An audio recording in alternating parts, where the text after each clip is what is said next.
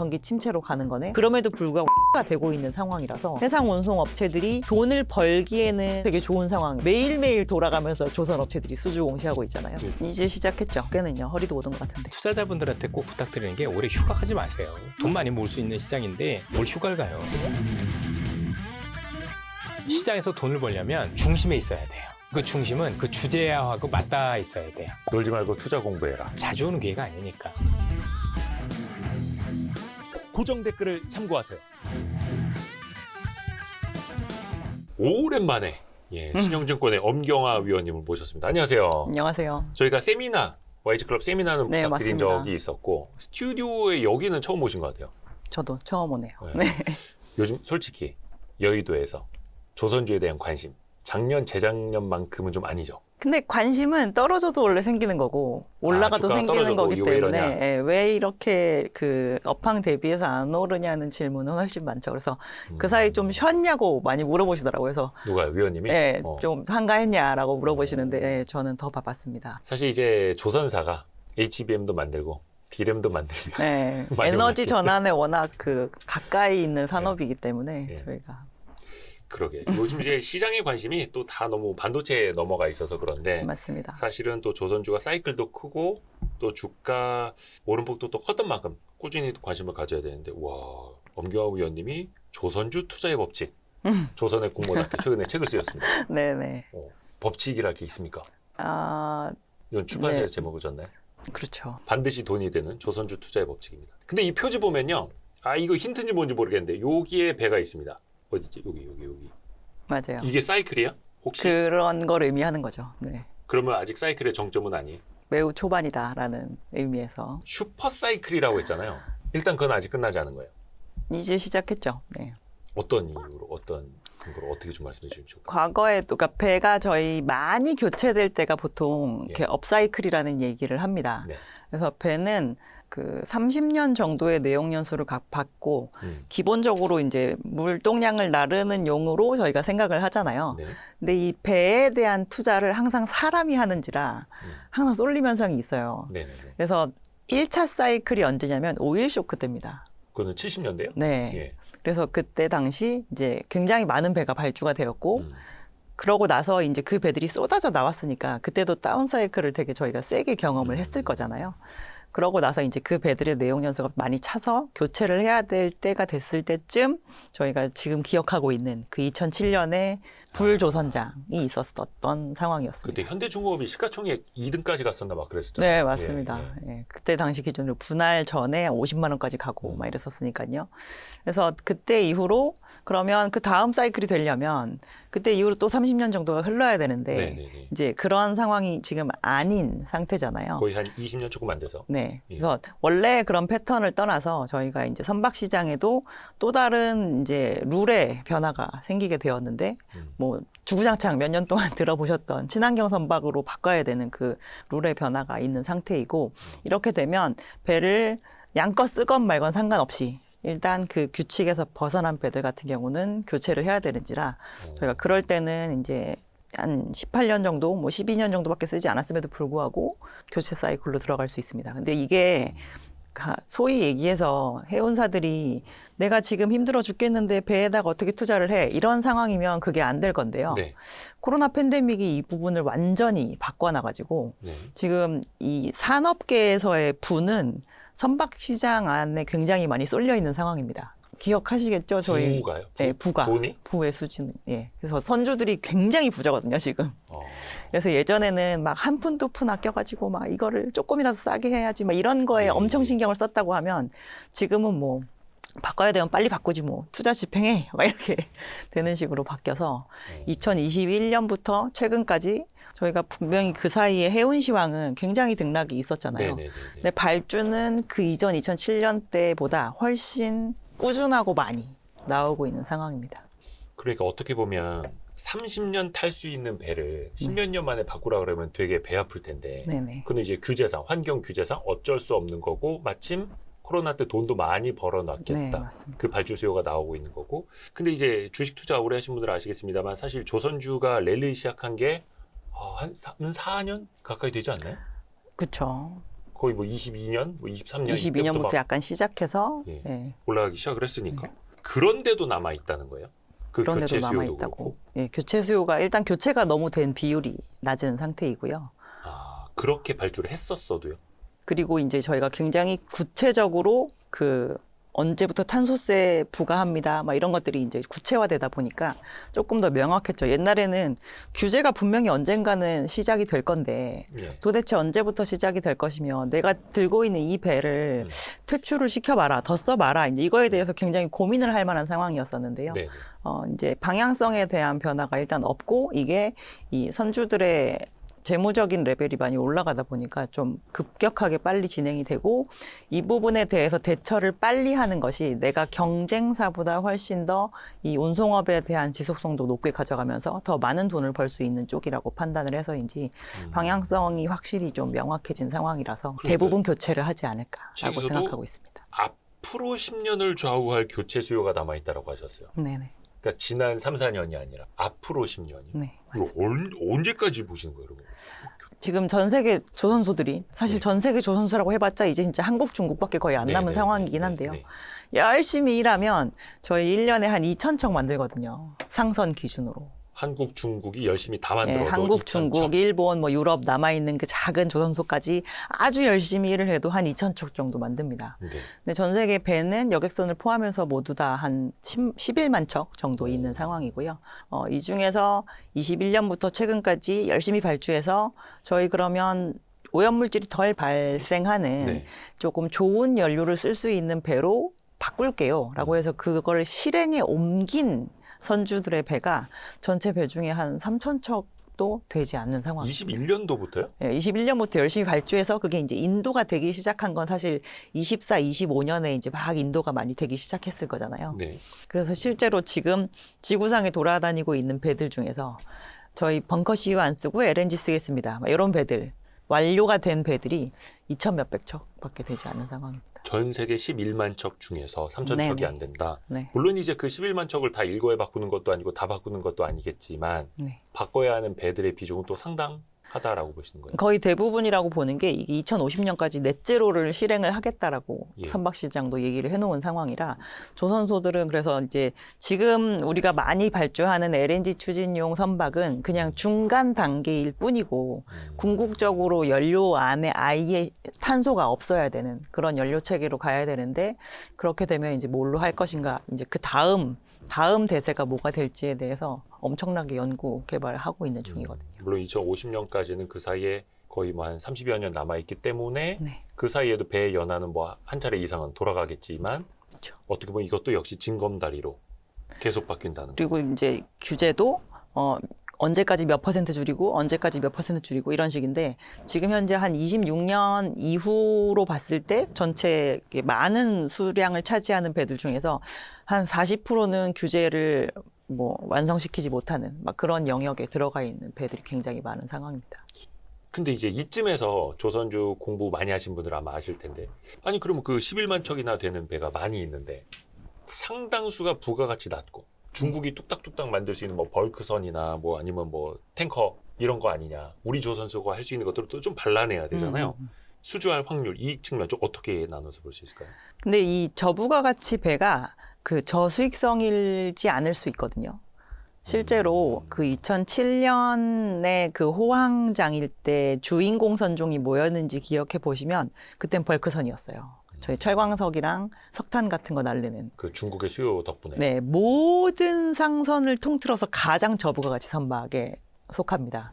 크게 기술력이 필요 없거든요. 그냥 배 크게 짓고 밑에다가 화물짝 이렇게 그냥 네, 파놓으면 화물도 이렇게 쓸어 담는 형태이기 때문에 네. 막 이렇게 촘촘하게 하나씩 꽂는다거나 이런 형태도 아니잖아요. 네. 그래서 그 배가 한 2년 반 정도 사이 기간 동안 원래 4천만 불이었던 게 9,500만 불까지 상승을 했어요. 배값이. 네, 배값이. 제일 커다란 그 벌크선 기준으로. 그래서 그 사이클의 거의 끝물쯤에 우리나라도 그동안 수주를 안 하던 그 벌크선을 수주를 했습니다. 왜냐하면 별로 맨아워도 들어가지 않고 음. 재료도 크게 많이 들어가지 않는데 예전보다 저희가 제품 가격이 2.5배 정도 가까이 뛴 상황이었었기 때문에 그래서 마진만 계속 좋아져. 예, 제가 알기로는 그 배의 마진이 지금 조선 업체들이 고마진 나온다라고 하는 그 어떤 배보다도 높은 마진을 남겨줬던 걸로 알고 있거든요. 그래서 이제 요즘에 우리나라 조선 업체들도 굉장히 많은 수주 공시를 하고 있는 상황이잖아요. 네. 그리고 20년 여름을 기점으로 해서 저희 대부분의 선종들의 성과가 다 많이 올랐습니다. 지수 자체가 이미 50% 이상 올라 있는 상황이기 때문에 신조성가라고 하나요? 네네. 그 지수는 계속 올라가던데. 네, 120대에서 지금 거의 190 가까이 되는 상황이거든요. 그래서 개별 선종들은 한 7, 80% 상승을 했어요, 이미. 그래서 지금 원래 이제 탱커라고 하는 액체류를 담는 선박이 이제 예전에 그냥 한마디로 얘기해서 아, 이건 중국이 하는 네. 배잖아. 우리나라는 잘 안 하잖아. 라는 범주에 들어가 있었는데 요즘에는 그 탱커를 수주를 해도 한국 조선 업체들도 수익성이 남을 정도로 이 배 자체의 제품 가격이 굉장히 많이 올라와 있는 상황입니다. 그러니까 우리 조선선은 뭐 인건비도 비싸고 뭐 그래서 더 고부가가치를 해야 하지만 저부가가치 선들의 배 가격 자체가 올라오다 보니까 맞습니다. 이익이 방어가 되거나 더 좋을 수도 있는 거예요. 그렇죠. 그리고 그들도 예전에는 싼 거에 굉장히 몰두해서 발주를 했었는데 이제는 스펙에 대한 요구 수위도 조금 높아지고 그래서 그런 부분을 하다 보니 이제 저부가가치 선박도 우리가 버려둬야 되는 영역이 아니라 우리의 것으로 할 수 있는 그 부분을 좀 생각해 봐야 되는 그런 선박이 되었죠. 그러니까 자동차로 따지면 굳이 제네시스 안 만들어도 아반떼, 소나타 만들어도 그쵸. 마진 많이 남습니다. 이런 거예요. 제조업은 아무래도 많이 만드는 것이 고마진을 일으키는 또 촉매가 될 수 있기 때문에 근데 이게 조선소라는 게 특성상 컨베이어 벨트 더 빨리 돌린다 이게 아니라 도크가 굉장히 한정적이잖아요. 물리적으로. 맞습니다. 네. 더 늘리기는 쉽지 않은데 그러면은 아이고 우리 지금 뭐 컨테이너선이나 LNG선 같은 거 빨리 지어야 되는데 그 비우고 벌크선을 한다거나 다른 거 예약이 예상이 되는데 그 자리에다가 벌크선 예약을 받거나 이럴 수는 없지 않아요? 근데 컨테이너선이나 LNG선이 다 채워줄 정도로 계속 시황이 또 받쳐주지 않는 부분도 있는 거예요. 그래서 이게 시황도 흐름이 있잖아요. 저희가 네. 특히나 LNG 선박은 전 세계에 800척밖에 없습니다. 근데 하도 LNG선 얘기 네, 하도 많이 해서 그렇다고 생각하시지만 실제로 우리나라 조선 업체가 또 풀가동을 하면 LNG 캐리어 한 70척 정도 만들 수가 있거든요. 근데 LNG 시장 자체가 1년에 수요가 10%가 느는 시장이 아니에요.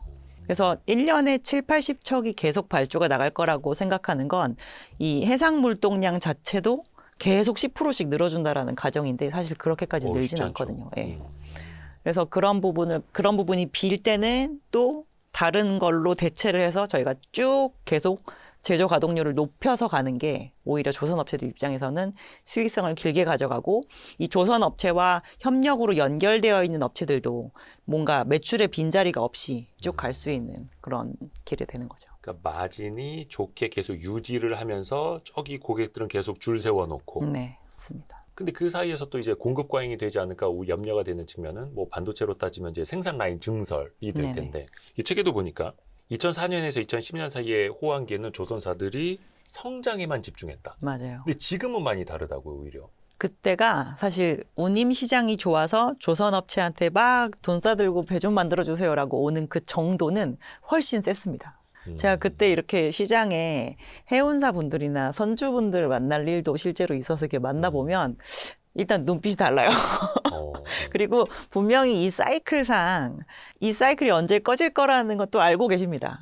3년 뒤에 분명히 내가 지금 이렇게 대량으로 발주한 배들이 쏟아져 나올 텐데 네. 하지만 운임이 10배 올랐기 때문에 내가 배를 받아서 그 단기간 운용해서 투자한 것을 뽑는 그 기간까지만 멀쩡해도 괜찮다. 정말 투기의 투기성이 얹어진 그런 마음. 눈이 회가닥 돼 있어.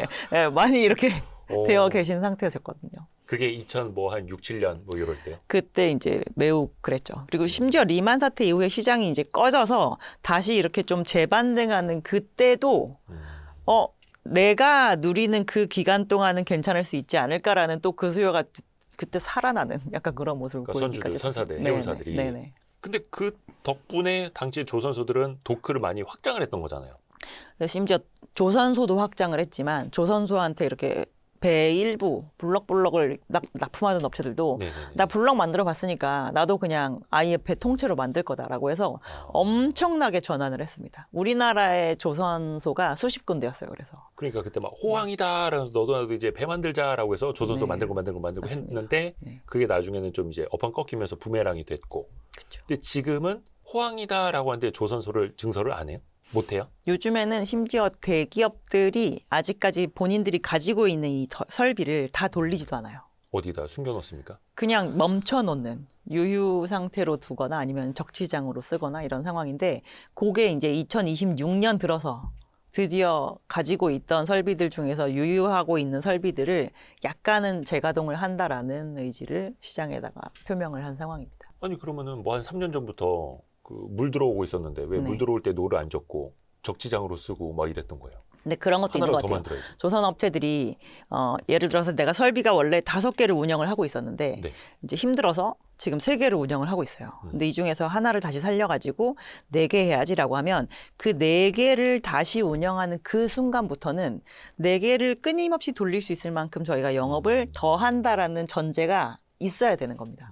그리고 이 4개를 돌리기 위해서 저희가 고용도 늘릴 것이고 그럼 이 늘어난 고용들도 쉴 새 없이 일을 할 수 있을 만큼 우리가 영업을 해서 계속 영업량을 유지를 한다라는 가정도 있어야 되는 겁니다. 그래서 굉장히 조심스럽죠. 그래서 21년부터 슬슬슬슬 해서 저희가 23년에서 24년으로 넘어올 때 국내 조선업체들이 양적으로 더 많은 양의 배를 인도를 했거든요. 그러니까 수준은 굉장히 21년부터 좋았지만 21년 조선업체들 매출 보면 코로나 팬데믹 이후에 가장 최저예요. 그때는 그 이전에 받은 수주가 확 줄어드는 구간인 네. 그 물량을 저희가 건조를 하고 있으니까. 그래서 분명히 요즘 수주 많이 받는다면서라고 하는데 고용을 늘린다는 얘기는 22년에서 23년으로 넘어올 때쯤에 처음 이제 생깁니다. 왜냐하면 24년을 대비를 해야 되니까. 그래서 23년 같은 경우는 아직 매출은 별로 늘어나지 못했는데 고용을 늘리다 보니 업종 종사자분들은 굉장히 힘든 시기였어요. 이 시장에서 들리는 업황에 대한 그 호재성 뉴스나 이런 톤 대비해서 지금 현재 나의 사업장은 좀 너무 힘들거든요. 사람들은 들어와서 아직 숙련이 안 된 상태에서 비용은 갉아먹고 있는 상황인데 아직 우리 성과가 많이 오르기 전에 물량을 막 건조를 하는 상태이다 보니 이제 비용과 매출이 되게 미스매칭이 많이 나는 구간이었죠. 그래서 그때부터 육성을 해서 숙련공을 늘려가지고 지금 그걸 이제 25년에 약간 빛을 보기 시작을 한 거고. 한 2, 3년 지나서 네. 그리고 이제 여기에서 저희 요 정도 수준으로 수주가 늘어나는 추이를 유지할 수 있으면 지금부터 다시 유유 설비를 조금 더 재가동을 해서 28년 이후에는 한국 조선업 시장은 국내 사업장 기준으로 성장이 없을 예정이었는데 조금 저희가 외형 성장을 더 가져가는 전략을 취하도록 하겠습니다. 로스텐스를 바꾼 겁니다. 그러니까 어디 생산 라인 컨베이어 벨트 하나 껐다 켰다 하는 것처럼 그렇게 네. 쉬운 일이 아니다라는 거. 그렇죠. 거대한 왜냐하면 산업이다 끄면 보니까. 거기 연동된 수많은 그 고용과. 심지어 그 고용과 그리고 그 조선소 밖에 있는 협력업체와 조선소 밖에 있는 재료수급자까지도 줄줄이. 갑자기 굶어야 되는 상황이 되거든요. 네. 그러니까 일종의 고정비 부담 때문에 쉽게 네, 의사결정을 맞습니다. 못했던 건데 네. 이제는 더 늘려도 되겠다. 시장의 사이즈가 지속성이 있겠다라고 판단을 하는 거죠. 지속성. 네. 그러면은 지금 늘리는 공급 대비 계속될 수 있는 수요랑 공급의 균형은 어때요? 당분간은? 아까 단순히 척수 기준으로 지금 저희 열심히 노력하면 1년에 이제 글로벌이 2,000척씩 만든다고 말씀을 네네네네. 드렸는데 21년 이후부터 최근까지 매년 저희가 2,000척 중반에서 거의 3,000척 정도의 발주가 쭉 나오고 있는 상황입니다. 근데 이렇게 바꿔도 궁극적으로 저는 규제 때문에 바꾸는 그 설비가 100% 다 바꿀 거라고 생각하지는 않아요. 왜냐하면 분명히 중간에 뭐 기술 혁신이 있거나 해서 기존의 연료를 그대로 떼지만 탄소 배출을 줄일 수 있는 기술이 생길 수 있다라고 네, 생각을 합니다. 네. 근데 지금까지 이제 이 선박 시장 내에서 뭔가 규제가 바뀔 때 끝까지 이게 적용이 되는 비율을 보면 그래도 60% 정도까지는 대부분 가더라고요. 정석적인 방법의 적용 비율이. 60%는 발주한 것이 60%가 끝까지 간다는 전체 선박에서 그 규제에 대응하는 방안이 적용된 케이스가. 그럼 저희 한 10만 척의 배 말고 만약에 화물선만 기준으로 했을 때는 한 6만 척의 배 중에서 4만 척 정도까지 채워질 때까지는 실질적으로 이 교체에 대한 수요가 올해 많이 나왔으니까 내년에 뚝 끊기게 구나 이런 걱정은 조금 덜 해도 된다는 거죠. 사실 어떻게 보면 2020년 이후에 사실 글로벌 해상운송 시장의 물동량은 진짜 1년에 요즘에는 한 1%대밖에 안 늘거든요.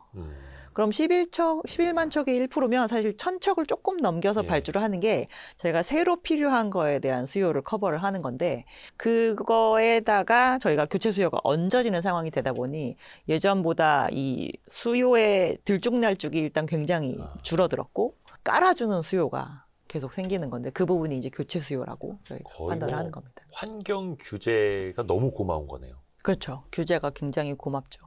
그리고 특히나 선박시장은 규제가 내가 규제에 대한 준비를 아주 적합하게 먼저 했을 때 경쟁사들을 많이 뒤로 보낼 수 있는 아, 그래요? 그런 수단이기도 합니다. 근데 어차피 그 해운사들한테 물건 맡기는 거는 이제 그 화주라고 하네? 네. 근데 그 사람들이 친환경 선박이에요? 제가 타고 갈게 이렇게 결정하지? 엄청나게 요구해요. 아, 그래요? 네, 그래서 페이퍼워크를 요즘에 해운사들이 굉장히 많이 하고 있는데요. 뭐 ESG 네, 경영 너네 때문에 그런 운송하는 데 있어서 그 탄소 배출량 얼마야 뭐 이런 거를 다 체크를 합니다. 근데 왜냐하면 그게 기업이니까 비싸면 그거 말고는 우리는 좀 환경 규제 안 지켜도 좀 싼 배에다 실을 거예요 할 수도 있는데 그러면 그 화주들도 뭔가 규제를 받아서 그런 거예요? 근데 그렇게 되면 이제 그 해운사가 예. 더러운 기름 써서 나쁜 그 오염물질 많이 배출하는 대신에 그런 벌금 내 이렇게 되거든요. 국제해 거기도 또 규제를 거기도 받아요? 벌금을 내야 되니까. 그래서 만약에 배 자체는 저희가 직접적으로 해운사가 소유를 하기도 하지만 그냥 오너십만 갖고 있는 선주사한테 저희 빌려 쓰기도 하잖아요. 용산. 네, 용선 대선을 많이 하게 네. 되는데 그쪽에서 해운사 입장에서는 배를 빌려와도 이 배가 어디를 가도 영업하는데 차질이 없는 배를 보통 빌리거든요. 그래서 친환경 규제인 배들 같은 경우 오히려 빌릴 때 더 비싸게 빌려집니다. 그럼 선주 입장에서는 그걸 빨리 갖추고 있어야 내가 앞으로의 대선 영업을 할 때 굉장히 편한 거죠.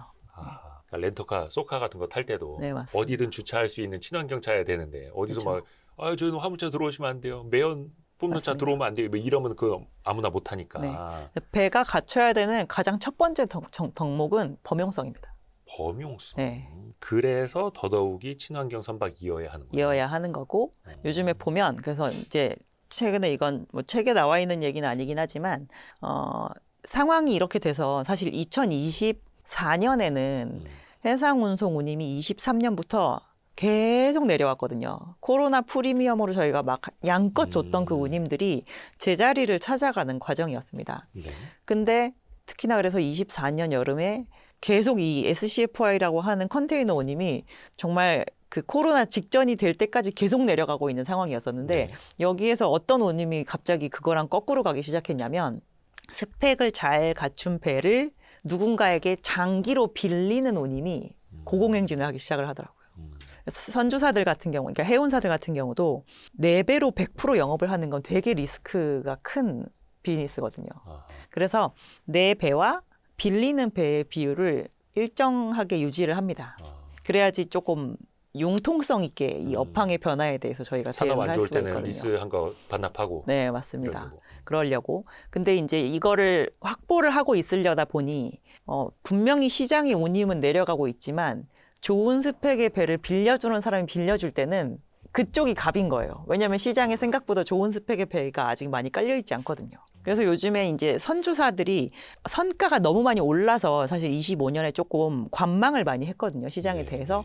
근데 관망 안 해도 되겠다 싶을 만큼 이 대선 운임이 굉장히 높은 수위를 유지를 하니까 그쪽에 해당하는 이 선박에 대한 오너십을 갖는 주체들이 요즘에 선박을 발주하는 데 있어서 굉장히 적극성을 띠면서 들어오고 있는 상황입니다. 선주 입장에서도 보면은 저 환경 규제가 참 돈도 많이 들게 하고 골치 아팠는데 네. 근데 빌려주는데 더 돈이 되네? 그렇죠. 그럼 친환경 선박 더 발주하자 이렇게 빨리빨리 발주해서 차라리 이 캐펙스가 지금 예전보다 많이 든다라고 생각하지만 오히려 회수 속도는 훨씬 빠를 수 있다라고 판단을 하는 거예요. 검경화 위원님이 쓰신 책 조선주 투자의 법칙 반드시 돈이 되는 조선주 투자 법칙 요 내용 바탕으로도 이야기를 하고 있습니다. 예, 사서 보세요. 아니 근데 이게 조선업도 거대한 산업이고 아주 슈퍼 사이클이 한번 큰 산업이지만 또 단기 이슈에 따라서 또 주가는 영향을 많이 받잖아요. 그렇죠.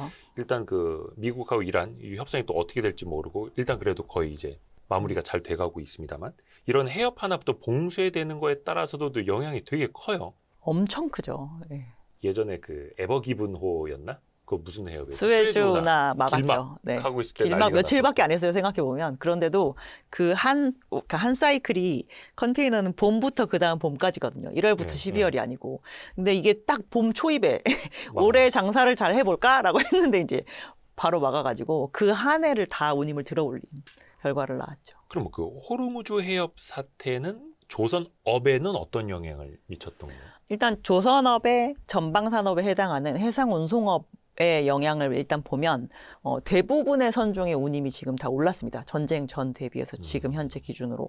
그래서 아니 거기 안에서 지금 나오고 안 나오고 하는 화물은 다 유류 아니면 그죠, 가스밖에 유조선. 없는데 왜 벌크도 약간 좋고 왜 컨테이너도 이렇게 좋지? 라고 생각을 해보면 컨테이너 운임까지 올랐어요. 예, 다 올랐습니다. 다 오르고 그 오른 상황을 유지를 하고 있을 뿐만 아니라 요즘엔 오히려 더 인상하려고 하는 시도도 잘 받아들여지고 있는 상황입니다. 호르무즈 해협 봉쇄가 해제돼도요? 아마 그럴 것 같아요. 왜냐하면 유류의 그 호르무즈 해협에서 나오던 그 오일의 양이 단기간에 복구가 되지 않을 거라고 지금 많이들 생각을 하잖아요. 그래서 원유를 저희가 정제하고 이런 과정에서 어쨌든 잔유에 해당하는 그 벙커 CU도 나오고 뭐 처음에 정제해서 나오는 뭐 비행기가 쓰는 제트유도 나오고 하는데 그래서 연료유의 가격이 대체적으로 고공행진을 하다 보니 저희가 연료를 활용해서 운송행위를 하는 이 해운사들 입장에서는 비용이 공통적으로 다 올라가는 그런 영향을 받게 된 겁니다. 그래서 저희 이러이러해서 비용이 많이 드니까 이 부분은 전가를 해야 되겠습니다라고 했을 때 화주들이 그걸 지금 받아들이고 있는 상황이 되다 보니 그런 상태인 거고요. 그러니까 원래 오일은 공급 과잉 상태였잖아요. 근데 전 세계가 약간 공조를 해서 우리 감산 좀 하자라고 해가지고 조금 줄여놨었는데 이쪽 해역이 확 막히다 보니까 시장에서 가장 최악의 시나리오는 원래 그렇게 생각했거든요.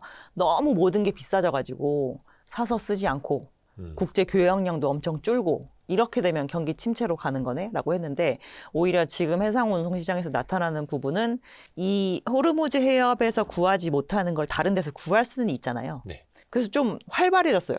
아, 더 열심히. 예. 그래서 그 사우디 같은 경우는 호르무즈 해협 안쪽에도 항이 있지만 이 사우디 기준 서해인 예. 홍해 쪽에도 항이 있습니다. 얀부항이라고.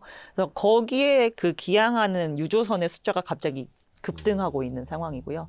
최대한 다른 데서 구할 수 있으면 구한다. 근데 구하면 다 비싸게 구해지잖아요. 그럼에도 불구하고 이게 소비가 되고 있는 상황이라서 오히려 해상 운송 업체들이 돈을 벌기에는 핑계가 되게 좋은 상황이 되었고 그렇게 되다 보니 저희가 전쟁 이후에 이게 도장을 찍는 순간 어쨌든 법적 효력이 생기는데 발주를 선주들이 하려고 계획했던 거를 좀 접을 수 있지 않을까라고 생각했는데 요즘 보시면 매일매일 돌아가면서 조선업체들이 수주 공시하고 있잖아요. 요즘 지금 예, 나오더라고요. 계약의 빈도가 훨씬 높아진 걸로 좀 체감이 되는 상황입니다. 근데 어떻게 보면 이제 지정학적으로도 그렇고 정치 외교적으로 좀 불확실성이 커질 때 네.